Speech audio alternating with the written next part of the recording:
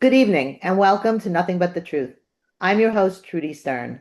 This week, the world watched one of the most extraordinary foreign policy developments in decades. Nicolás Maduro being removed from Venezuela in a dramatic operation carried out by U.S. Special Forces.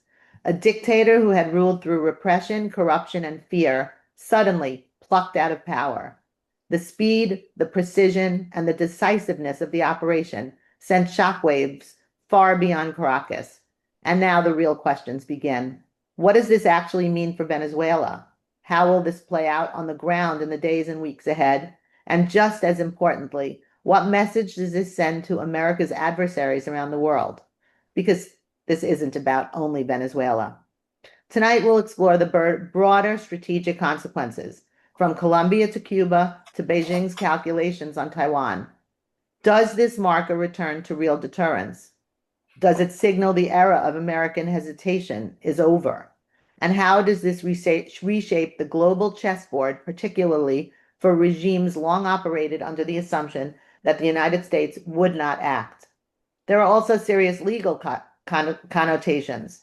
Under what authority was this done? How does international law view an operation like this? And what precedents is good or dangerous might this set going forward?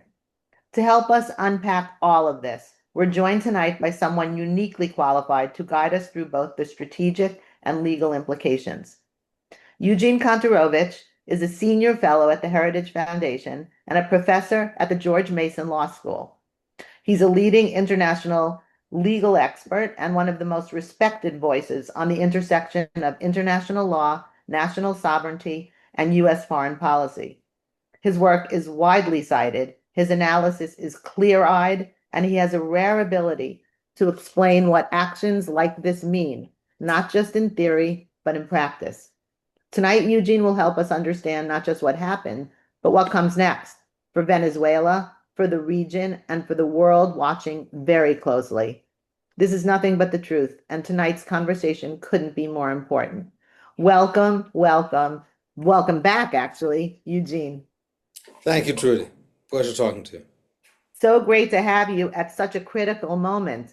So give us your thoughts, give us your quick analysis about this whole capture of Maduro.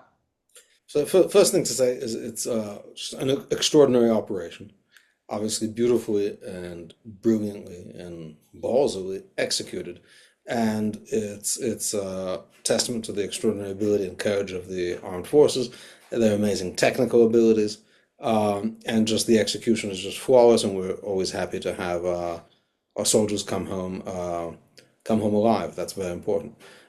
So it was a perfect and pure decapitation strike. So they went straight after the leadership, and I think the United States might have been inspired in part by Israel's extremely successful decapitation strikes against Hezbollah and Iran.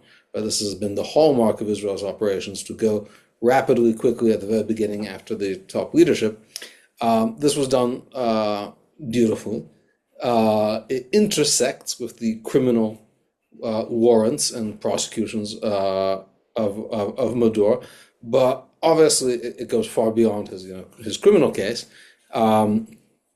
and really sends a very powerful message to the world. At the same time, I think it was a very deliberate decision to do something different from prior interventions. So on one hand, compared to invading Iraq to take out Saddam Hussein, so in this case, the intervention is much shallower, right? That is to say, they literally went out and took out just Maduro, and not any of the regime below him.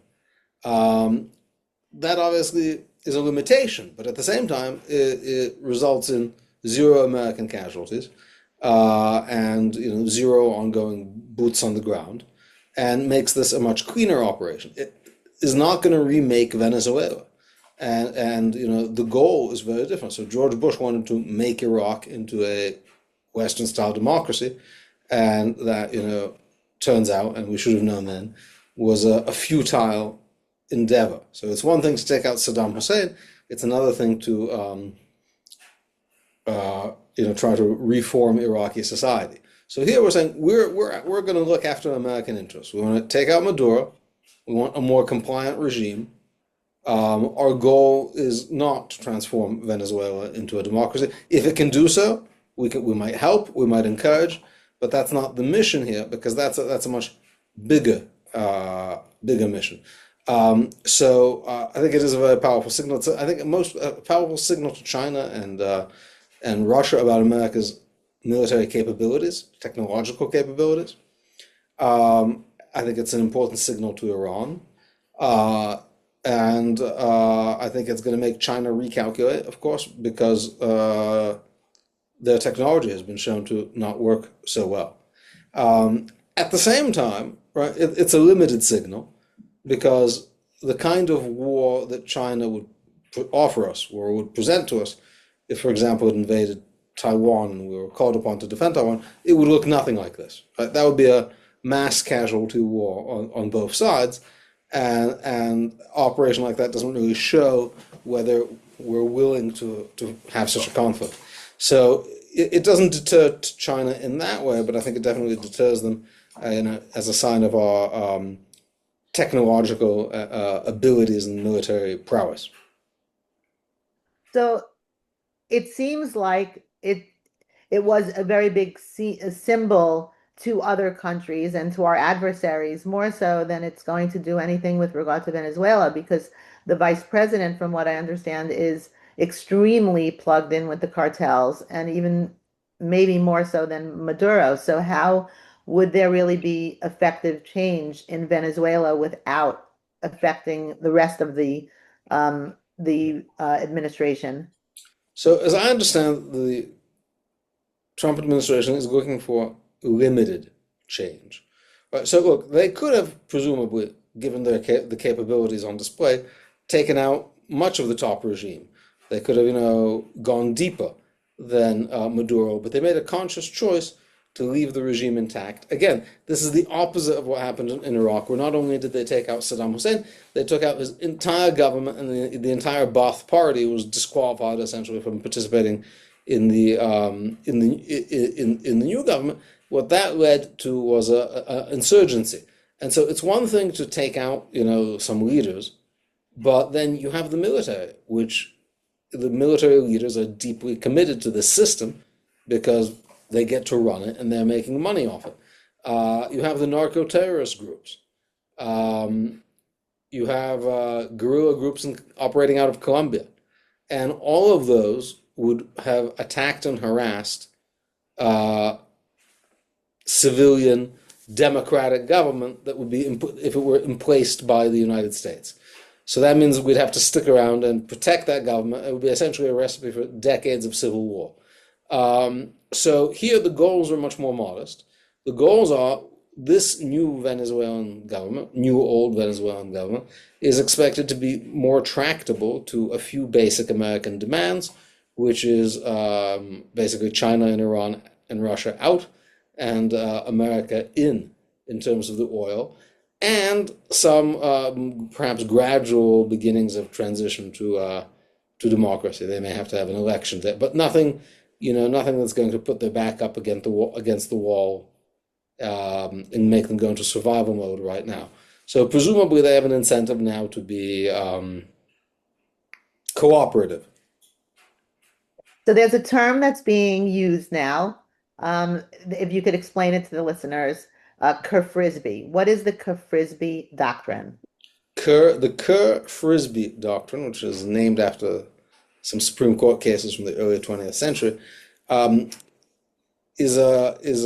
stands for the very American doctrine in law that if someone is abducted abroad, and this has in fact happened numerous times, by law enforcement agents or other people, and brought into America, they cannot, once they're in America and lawfully brought into a court with an indictment, it doesn't matter how they came to be in America.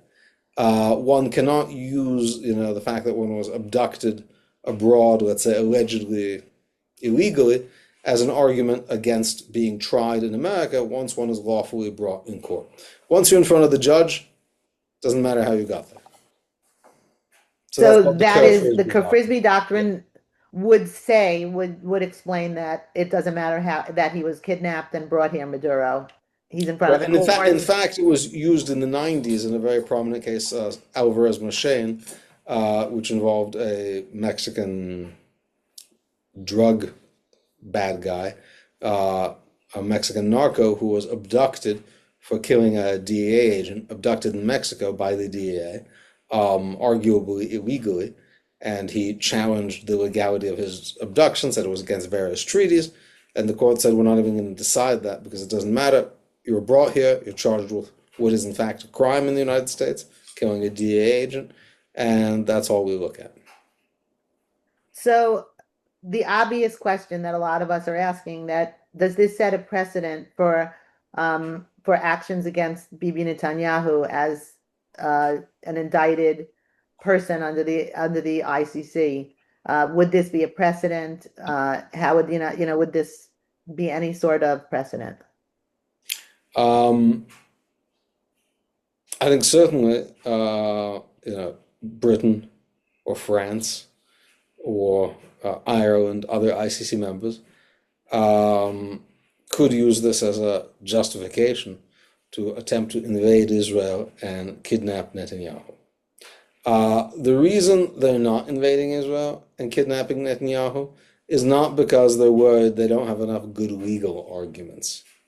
That's not the reason they're not doing it. The reason they're not doing it is because they don't, that confrontation would not go down as well for them. Obviously, every time Prime Minister Netanyahu travels abroad, right, there's a concern and a threat now of him being arrested in an ICC member state. But in terms of actually invading Israel to do it, the problem is not a lack of legal authority or justification. They don't have the capability, right? And if they had the capability and they had the political will, no one believes that technical legal arguments would stop them. They invented an entire state called Palestine in order to indict him in the ICC, right? They can make up the rules. The only thing you can't make up is military force. Very true. Very, very true. So, from an international law perspective, is there a legal vulnerability, or is this okay? Things are usually not so black and white, but the government definitely has a very strong argument. So, look, obviously, prima facie, sending troops into a foreign country and conducting hostile operations would appear to be a violation of Article 2.4 of the UN Charter, which prohibits the use of force against the territorial integrity or political independence of another state, which basically means you cannot invade other countries for most purposes. But it's also the case that there's not an absolute prohibition on sending troops to a foreign country. Obviously, it's okay if the foreign country consents. So, for example, Haiti in 1991, the ousted president consented to American troops coming in to restore him. Or Iraq in the fight against ISIS under President Obama, consented to U.S. troops operating there. So it's very common that a government will consent to foreign military intervention. Now, Maduro's not consenting. That's quite obvious. But Maduro has not been recognized by the United States or most other democratic countries as the legitimate leader of Venezuela. So if he's not the legitimate leader of Venezuela, who is? So according to many countries, this guy Gonzalez, who won the 2024 presidential election that Maduro lost and then stayed in power regardless.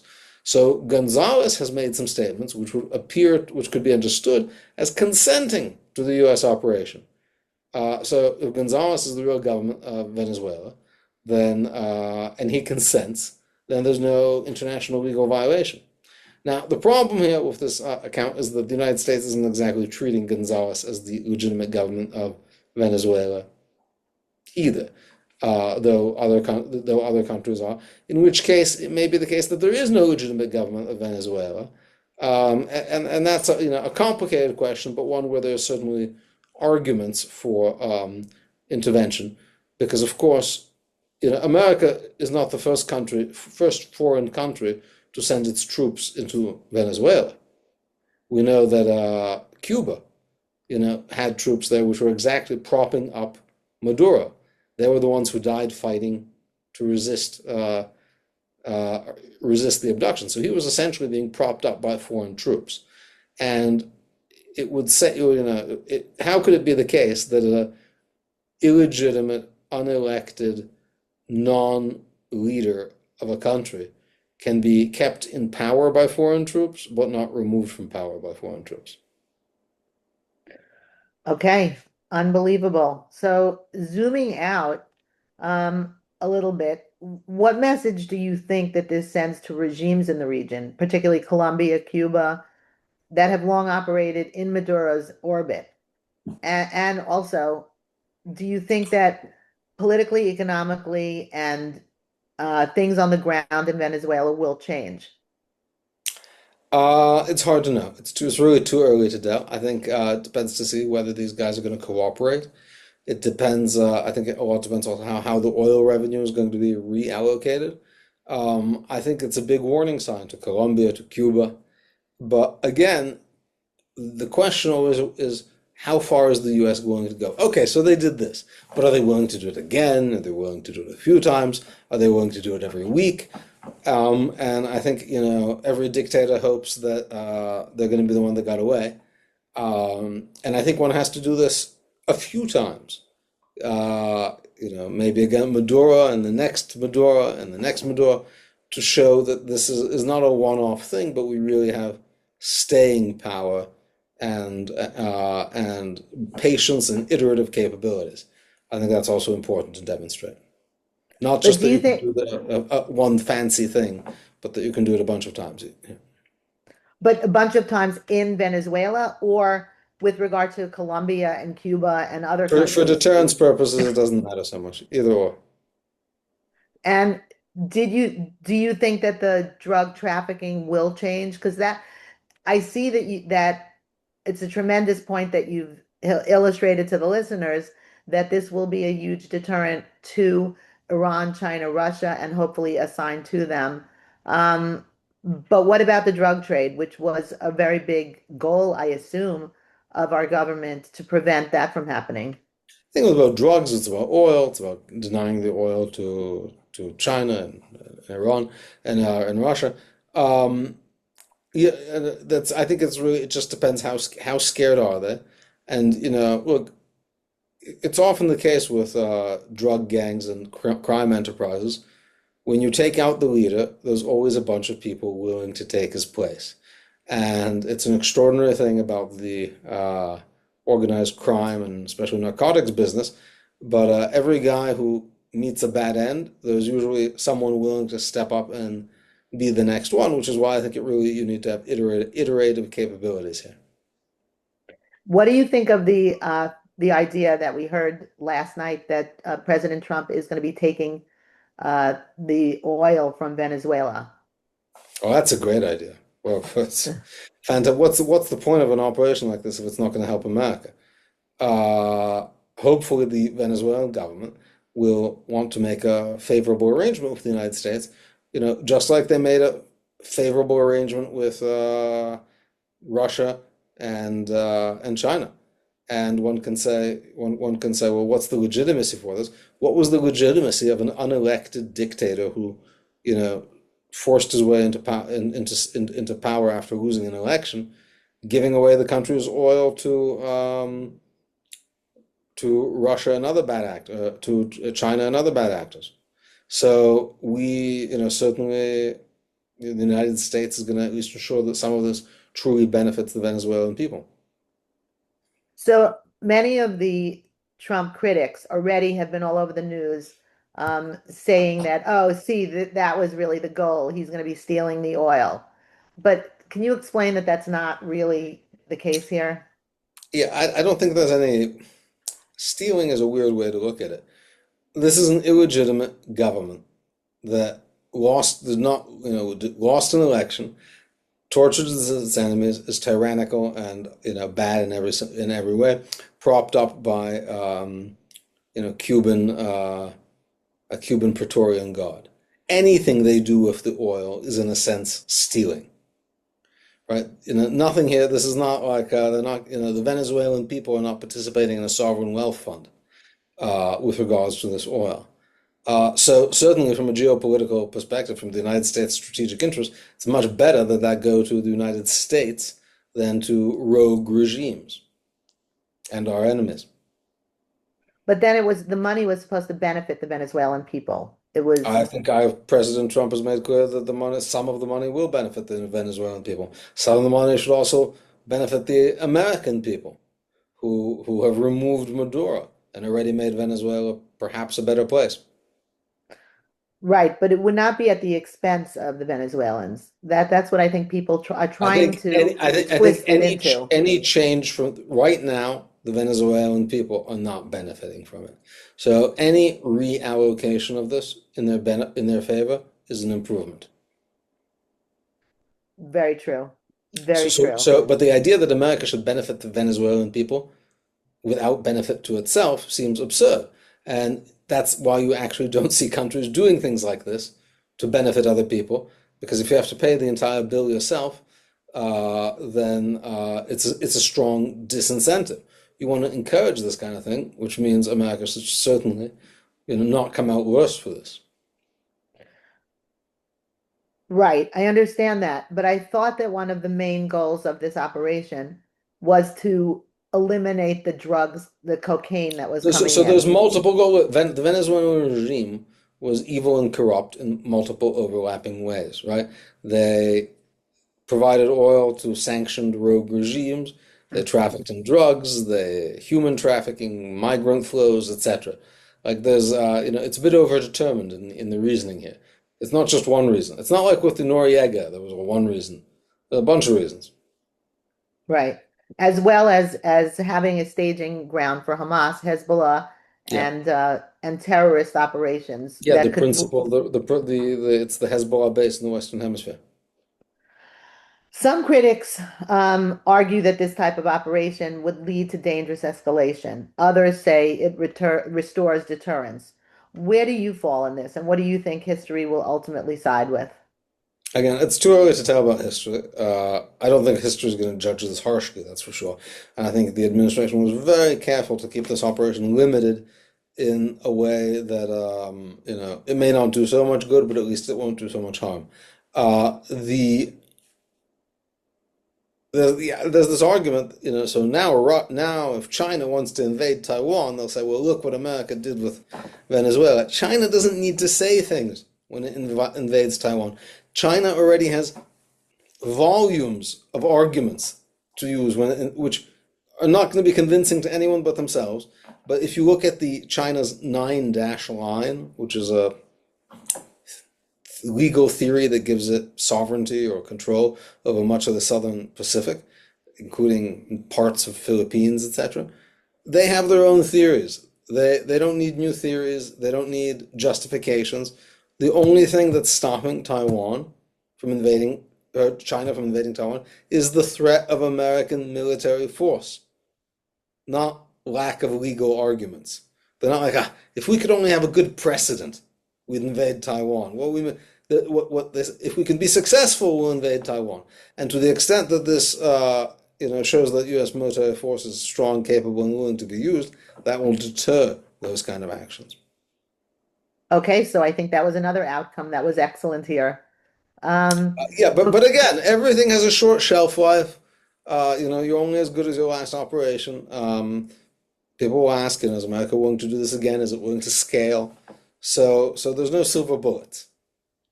So you are a legal expert. Before we move on to our final topic, which is Somaliland, which I really would love to get to because I know that that is one area of expertise of yours also. I just want to give us a final thought on how you think this operation ended up and will it hold and will Maduro So stand I think trial? it's too early to tell just because it's not ended yet. All right.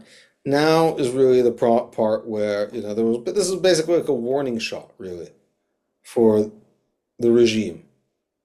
And how they respond, what America does with their response, That's all going to be in play now.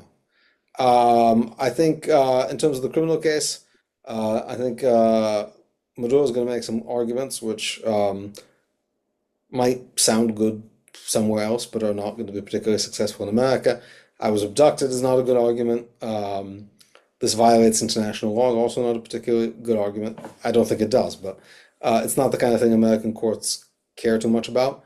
He'll claim immunity as the head of state of Venezuela. There is such a thing as head of state immunity, but the fact that he was not recognized by the United States is going to prevent courts from recognizing such immunity. And again, I want to make it clear, it's not like Trump unrecognized him so he could invade Venezuela. He was not recognized by the Biden administration. There's nothing, this is not a strategic or gotcha lack of, he was not recognized because he was not seen as having prevailed in the elections.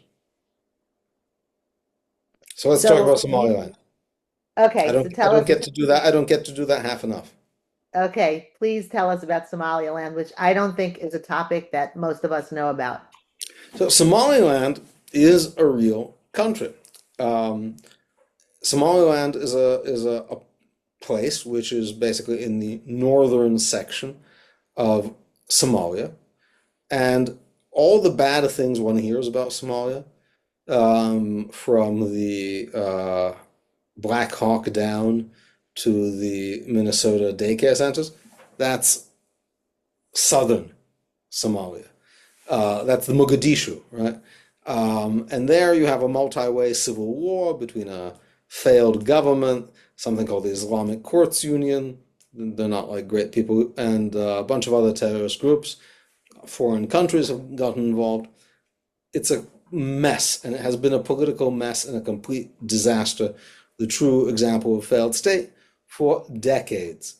Um, Now, the northern section does not participate in any of that. It's geographically removed by somewhat inhospitable territory, and it But, is but, but, but wait, just, I don't like to cut you off, but just tell us where Somaliland is geographically located and what is its value. I mean, geographically, if you imagine the country of Somalia, which is in the Horn of Africa, across from Yemen, Somaliland is in the northern stretch of that. And its value is it's in the Horn of Africa, which basically controls the entrance to the Gulf of Aden and the Red Sea, and the Suez Canal. So it is a fundamental choke point for like one third of the world's shipping, and is right across from the Arabian Peninsula, Saudi Arabia, etc. Very important place geographically. But South Sudan has its Somaliland has its own government, its own military, and basically has functioned for decades as an independent nation. It is not governed by Somalia. It's basically several decades ago broke off completely and has been functioning completely independently. And in fact, it used to be an independent country. So in 1960, Somaliland was an independent country. It had been a British colony, and it decided, or it was sort of decided, to join up with Italian Somaliland, which is the southern part, to make one big Somalia.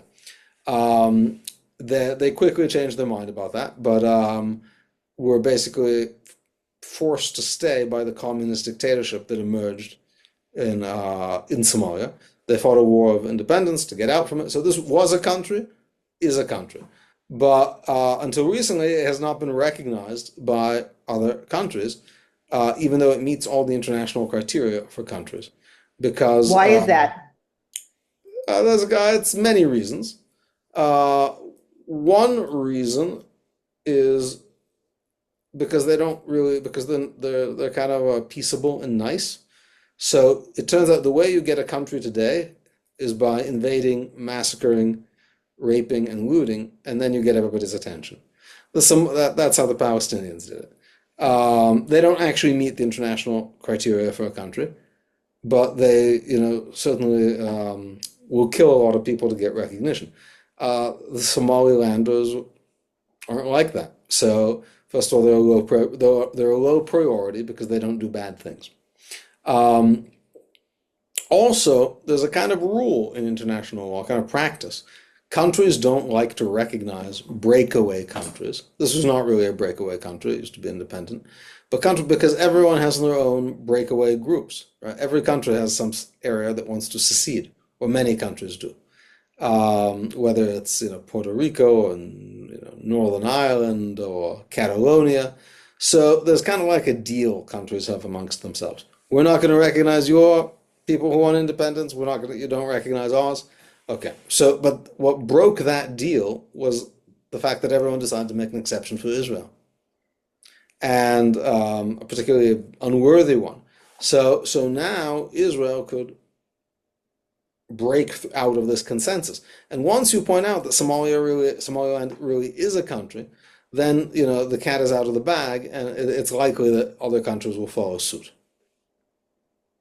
On Somalia land. Yeah, And Israel has recognized Somaliland. They're the yeah, only country that has. so far, but I'm sure that's going to change. And what do you see as the most, the value going forward for First of Somaliland?